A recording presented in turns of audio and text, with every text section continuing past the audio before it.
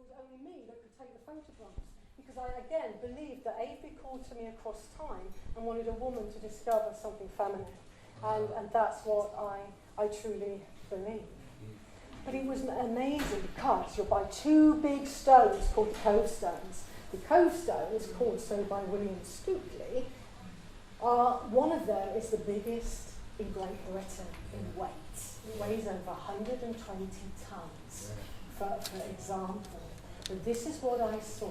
In the moon's metonic cycle with just 3 other people, the moon rose, and as it did so, its moonlight lit up that stone, okay?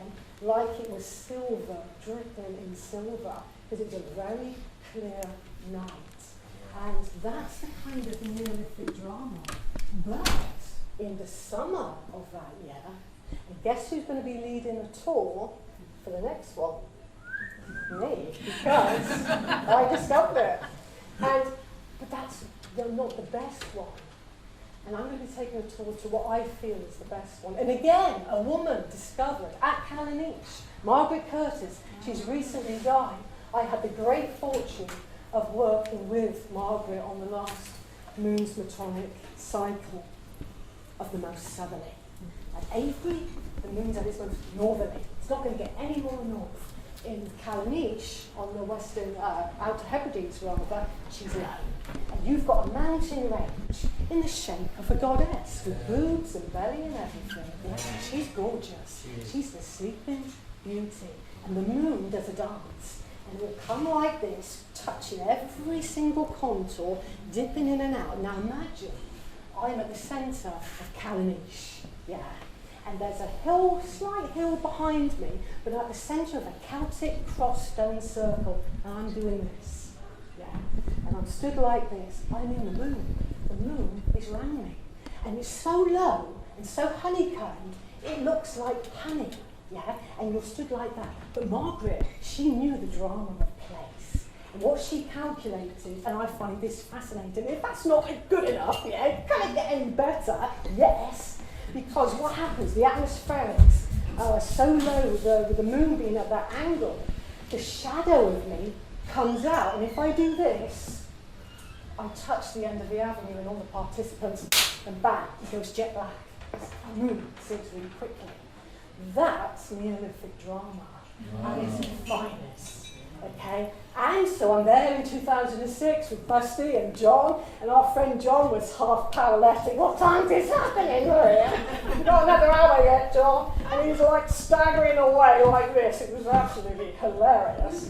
And I go, shh, passing me.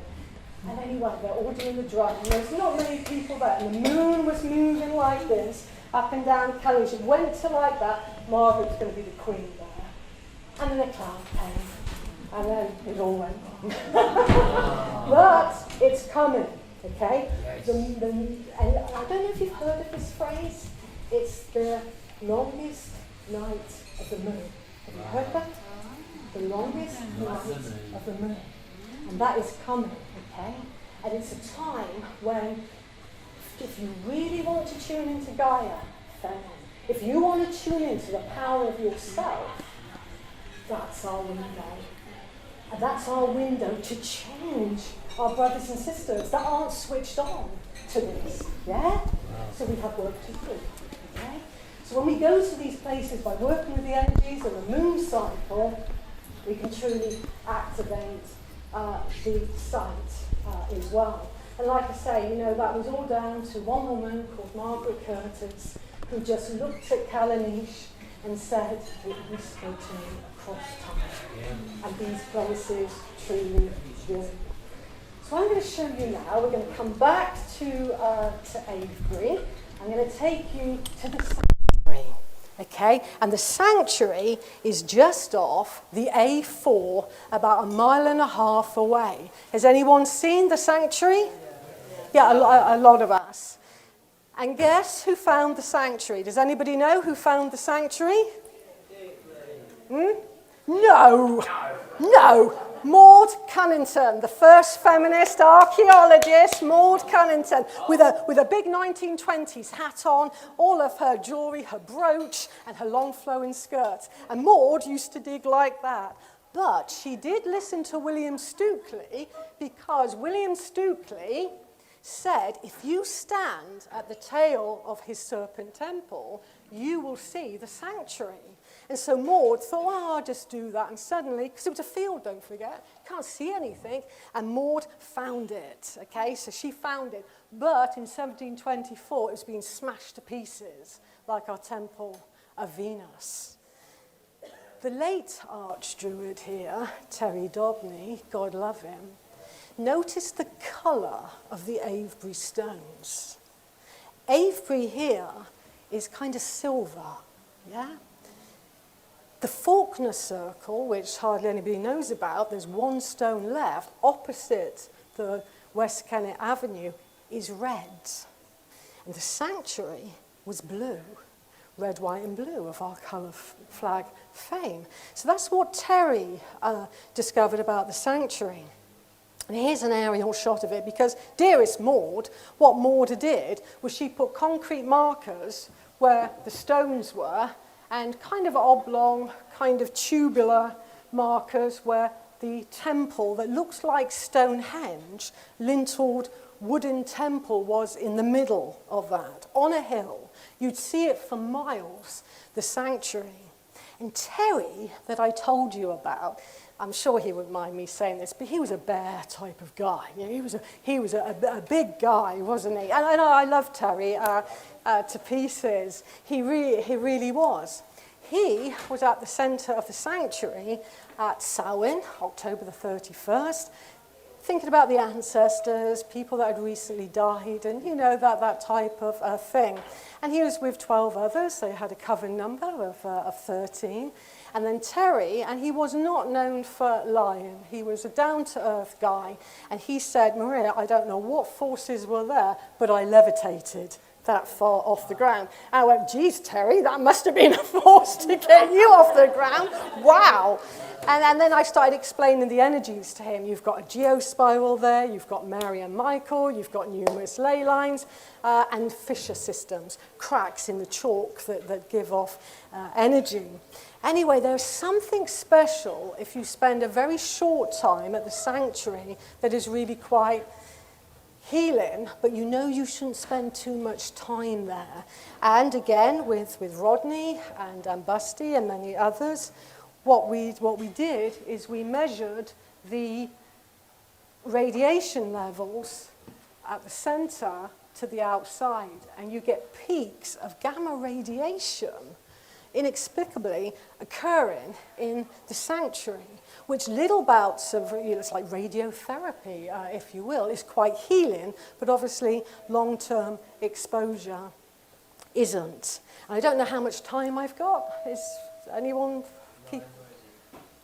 I don't know. I'll carry on anyway. I just wondering what the time was. So where we've got these kind of energies that flare up and then flare down.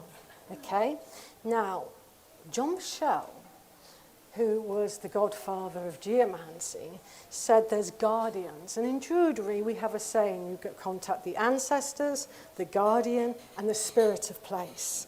And the guardian, we often see, is a big black dog that will pace around.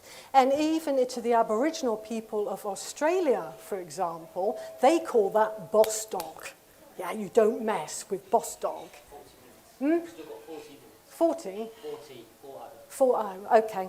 And so what we've got there is the guardian of place as well. So when we kind of go to these sites, it's really good to remember that you have the guardian, the spirit of place, and the ancestors, okay? And that brings me on to think about the ancestors, because when we look at Avebury, for instance, we have right at the centre, I mentioned the obelisk stone, that represents the centre of the northern inner circle. That's Neolithic, okay? 5,500 years old placement according to the luminosity test done by archaeologists. That's looking when the last time daylight hits something, it's OSL.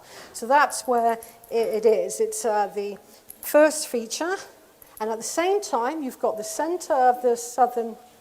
Is that stone old stone. It's that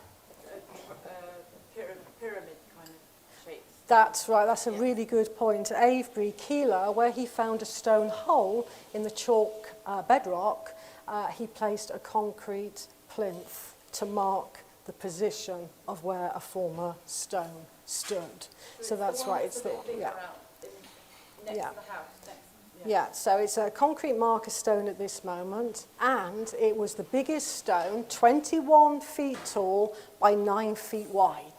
Okay, so imagine now no other stones. You haven't got avenues, you haven't got a stone circle, you've just got that lone stone.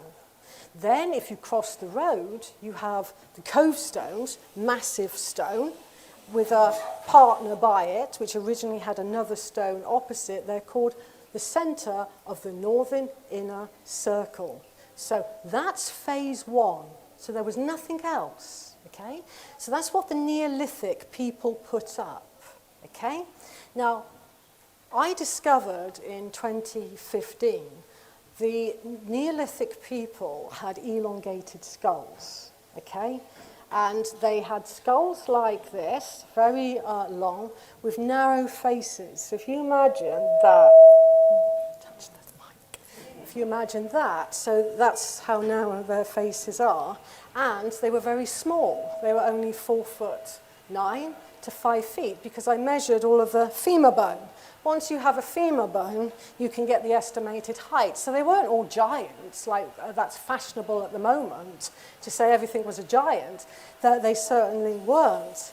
And the Neolithic people with the long skulls, they made certain monuments in the landscape. They made West Kennet stone, West Kennet Long Barrow. Has anyone been to West Kennet Long Barrow? Yeah. A great reconstruction, it really is. Tastefully done by Richard Atkinson and Stuart Piggott. That's Neolithic. And has anybody here been to nearby Windmill Hill? Yeah, that's Neolithic, okay? So that, 5,500 years ago, were the only features in the landscape. There wasn't the avenues, like I said. So let's think about that. You've got these sites all intervisible. So if I'm stood on Windmill Hill, go there, it's beautiful. Then I can see West Kennet Long Barrow. If I go to West Kennet Long Barrow, I can see Windmill Hill, okay? So that's the kind of features made by these very etheric-looking people. If you were by a long-skulled short person today, you would do a double take, because they really looked kind of strange, very dark-skinned as well, piercing blue eyes. And I mentioned earlier that if we have respect and love for the ancient sites, then they do talk to us. I remember the only reason I really discovered the elongated skulled people was because somebody reported me to the taxman of earning thousands and thousands and thousands and thousands of pounds, and I had an audit. And I don't know if any of you have ever been through an audit. I'd never want anyone to go through an audit. I was near enough having a breakdown. I was innocent. I've got a bloody accountant. And I'm going, I've got the accountant, you know. And it was Busty, my friend, said, Maria, you've got to distract yourself. You're losing it. Yeah. So I thought, I've got to distract myself. I'm really losing it. And so I got a board, and this is where I turned dowsing on its head, okay? I got a big board, and I put up a whole map of the Salisbury Plain, because I have an affinity with these sites, and I got an affinity with the Salisbury Plain. And normally, how dowsers do it, they use information dowsing to ask a question. So, for example, you could say, is there gold here? Do you see what I mean? You use information dowsing, you ask a question, and you get a yes or no answer back. Okay, it's information dowsing. And then if you wanted to find gold or something, you use what's called the two-point fix, where if you've got a map, it's like that. You put a pendulum that way and it reacts there. You look to which way it flows. Do you see what I mean? Which way the pendulum moves. And draw a line down there. Then you go up the side and you do the same thing. And X marks a spot. And that's where you find things. This is where Uri Geller found oil, for example. And I thought, what if I did it the other way round?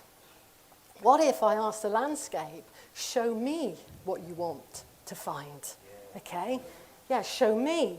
And I kept getting this long barrow on the Salisbury Plain. So I researched it, and it was the largest long barrow in northwest Europe. And it was, because it was large, and normally at West Kennet you had up to 36 people there, I thought, bingo! I found the largest long barrow and it's going to have hundreds of people in. Wow! Wait till I see this. And so I kind of looked at the archaeological report and I thought, hang on, it's one person. That's unprecedented in the ancient world. They were communal burial places. And I thought, I got to find out who. I got to find out who this person is. And after much ado, I traced her down to Cambridge. And it was really much ado, because I phoned up Cambridge and said, oh, I've got this archaeological report number, blah, blah, blah, blah, blah. And here you've got skull. Can I go and see it? What's the number of a skull? Well, I don't know. I've got the archaeological report. Oh, you have to have the number. I go, okay. Where do I find the number? Well, you've got to look for the listing. Where do I find that? And it went on like that. And I just thought, geez, I've had enough. Bang. And I was studying at the time at Oxford, and they never Googled me. Thank God. Because they'd have thought, oh, she's wacky. And so I was saying, dropping a few hints, I want to go and see this. Can you open a few doors for me? I'm going to write a paper on this. Ha ha. And they said, yeah, yes, of course. So you get gloved up, and you have to have a really good excuse to look at human remains. So I was having to write a paper on the Neolithic about this. But the amazing thing was, they said you had to pay a cost towards one photograph. That's all the photograph they could take. And I had busted, and I said, he's the professional photographer, but I had a GoPro. Yeah. Then and then I'm ranting, because Marias can rant. It's what Marias do well. And so I was ranting in my head, get her out of here, leave me 5 seconds or 10 seconds alone with this skull, with this woman. And I was ranting it in my head and smiling at her like that. And no joking, at Cambridge, you think they'd be sophisticated. Her pager, I thought, bloody has a pager these days. Jeez. And she said, oh, my pager's gone off. And she said, you wouldn't mind if I left you alone for 2 minutes, would you? And Busty's my witness here. And I went, of course not. I only take one photograph. She goes, we will check. And I goes, yes, of course. Quite right, too. And, of course, she went out of the room, snap, snap, snap, like this, tempted to do a selfie, but I didn't. I wouldn't do that. Far too respectful. But I was tempted. Okay, and so we're taking all of these snaps of the Neolithic queen, and then I realised she was powerful. And suddenly, like, she called out to me, and I was looking at this skull, and to this day, I don't know why I did it. I started off at her throat. Jeez, that's good. I started off at her throat chakra, and I just simply said, I will tell your story. You tell me, I will tell your story. Then I went up to her third eye chakra and said, give me the vision, and I will write about it. And I went around her head expecting to find one pulse point, because they were like pulsing with energy, and it pulsed twice. And I thought, I wonder if the elongated people had 2 crown chakras, okay, because it seemed to be very, very different. Okay, I don't hang around with 5,500-year-old women, so it could have been very subjective of me to have felt that, but it was something really strong. And I promised and promised and promised her I would tell her story, and I'll never forget it to this day. It was ringing in my ears, find my child. And I was thinking, oh, wow, I've got to find a child. Now, it was difficult to find you. And then I said, and I swore to her, everyone and anyone, I'm going to tell that you had an elongated skull. So I'm even in Waitrose sometimes. I go, did you know that they had elongated skulls at Stonehenge? We're all very posh shopping here. Don't do it at Tesco's. I do it at Tesco's. And so I feel once we connected to these ancestors, seriously, if you go up to West Kennet, they're no longer there. And it's such a sadness. So when I was at Cambridge, you have a warehouse that, no joke, and it has to be 40 feet high, hence to as long as the eye can see, and that side is just Stonehenge with a male or female skull, a gender sign, and that side was Abydos in Egypt. And I'm asking the curator, when Where's those boxes, last investigated? Oh, did you sign in? Yes, I signed in. And it was like, again, this is Cambridge, and you know, like those old-fashioned library cards you had in the 1970s? And then you lift them out. I thought, geez, this isn't how you do it, is it? I thought it'd be all kind of, I don't know, like when you go into a court or something. And I looked at it for her. 1930 was the last time she'd been seen. So God knows what's in these places, and we can't have access unless you write a paper about it. And you remember that quite well, don't you, Busty, that day? And then I was saying, walk out, just look like you haven't done anything. Just walk out, come on, Busty. Then I was going, quick, walk faster, Busty. As we're heading towards the car, bye. Like that. But it was a very poignant moment, wasn't it, with the energies of the Neolithic queen, as I call her that, because she's in a barrow that you normally have hundreds and hundreds of people in that size, and she was on her own, yes. And the other poignant thing about her, she'd been murdered because she had a smash to her head there that showed no sign of healing. So you know that that was a wound, a mortal wound that killed her. So I thought, well, hang on, is that a fluke? We get murders in our society. What if I looked to every single barrow on the Salisbury Plain and see what unfolds? Okay, so I thought that. I said to Busty, I really need to get a life. I read 69 reports, then 750. I've read every single report of this area. And the thing was that I discovered it wasn't just her. That at one point in the history of this landscape with our ancestors, the long-headed people were murdered, okay? And because it was barrow after barrow after barrow after barrow after barrow. And we're led to believe it was a touchy golden era. There were conflicts in this landscape. And what I feel was going on was there was a fight for the capital, for the spiritual capital of Stonehenge, because you don't get it necessarily here at all in the Avebury environs. So with the elongated skulled people, the thing that I feel that we can learn from them is they were communal people. So the Neolithic didn't have land barriers. It was our land, okay? Where I have my back garden and that's mine, you see? And then the Bronze Age came. And the Bronze Age is 2500 BC, Orthodox dating. And that's when the beaker culture came from Europe and came to the British Isles. And they built round barrows. The Neolithic built long barrows. And I remember reading in a very old antiquarian report that the archaeologists there noted, for example, that long barrows had long skulls, round barrows had round skulls. And so I thought, well, what's going on here? And what I suggest as an alternative model to the archaeological narrative is that the beaker culture were much, much taller. They were 6 foot, even some were about 7 feet. They looked like giants to the Neolithic people for sure. And there was this conflict, and that's when the murders happened. That's when the round-headed people started to build round stone circles around the existing obelisk cove stones. So it was 2 different cultures built Avebury. It's not so simple as it's all built at the same time.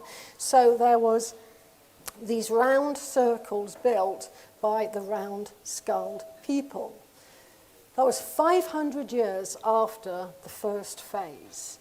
Then, 500 years later than that, they built the avenues, probably 4 of them. So I think the tale of Avebury is the tale of 2 cultures across time that came together at Avebury. But at Stonehenge, there was massive conflict. there's a barrow on Salisbury Plain. Now, who's been to the Salisbury Plain? Yeah, a few of us have been there. It's the equivalent of Area 51 in America. Do we know what Area 51 is? Yeah, it's the equivalent. It's military. And you can't get onto that land for love nor money. But one time I was with Busty, with my dad's old map from the 1970s, wasn't it, Busty? And I'm going, yeah, go down this road here, go on down this road. Next minute, we've got the military police. And I'm going, well, what's happening? They said, you're on military land. And I said, no, I'm not, I'm arguing. I said, no, look at the map. They said, how old's that map? And I said, oh, 70s. And they said, you got to leave. It's an exposed area, wasn't it? But I was saying 10 minutes, he said to me, what are you doing here? And of course, don't forget my oath to the Neolithic Queen. Did you know there was elongated skulls? And he's like looking at me like this, Busty. But something in his consciousness said, what do you need help with? I said, what do I need help with? Photographing all the long barrows. So the next minute, we're being escorted across the Salisbury Plain with me waving like this. We're like, oh, this is brilliant. We're with a guy saying, I'll show you where you want to go. So we found a lot on that day. And then they ended up giving me this massive map so I would never get lost on the Salisbury Plain again. So that was really hysterical. And what I realized about Avebury is if we talk to different cultures, and I believe that's not the end of the story. Do you see what I mean? I don't think it's the end of the story. And so I think if we reach out to the stones and just say in humbleness, tell me what you want. And before you know it, the magic happens. And it really does. And the magic doesn't stop.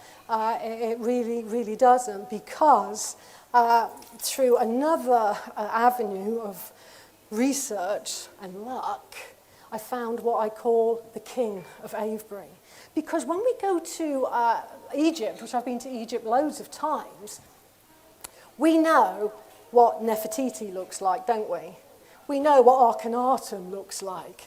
Ramesses II. I mean, he put his stamp everywhere, Ramesses, didn't he? Jeez, really? You need that much pictures of yourself, Ramesses?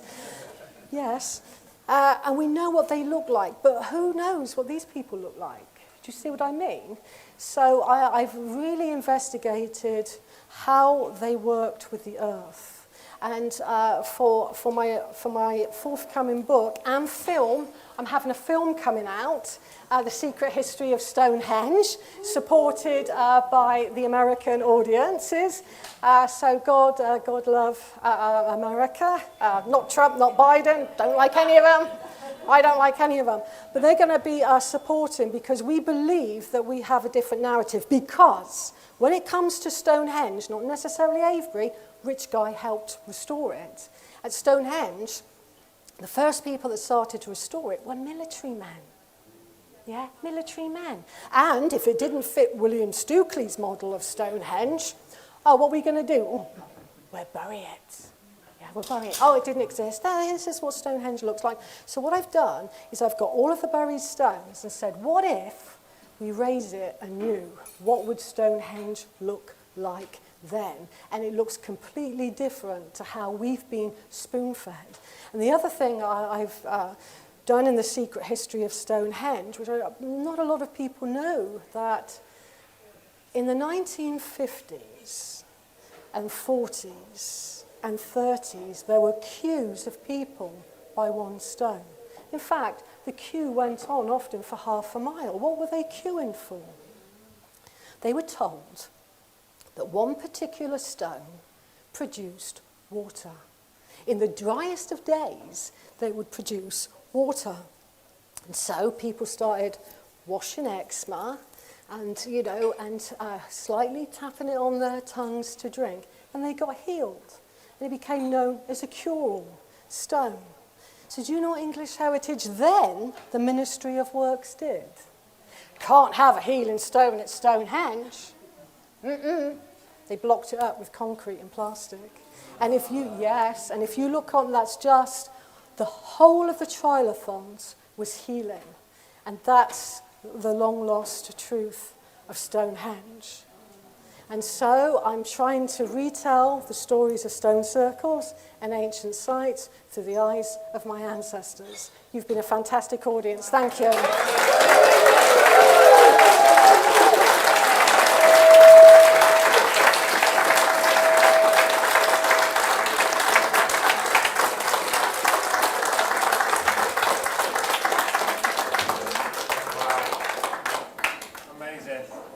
Thank you, Maria. Thank you. Wasn't that amazing? Yeah. Incredible stories, incredible knowledge, absolutely mind-blowing. You'll have to invite us back, Maria. Do you have a website or a particular place to find you information? Yeah, I've got some flyers of my forthcoming courses here at places, and I've got some cards. So yeah, I'll grab some for those that want to, because we have great fun going around Avebury. I sound serious compared to the guys that crack a lot of jokes, but you know, I'm good company. I highly encourage people to go onto the website. It's all on the Shine Seminars website.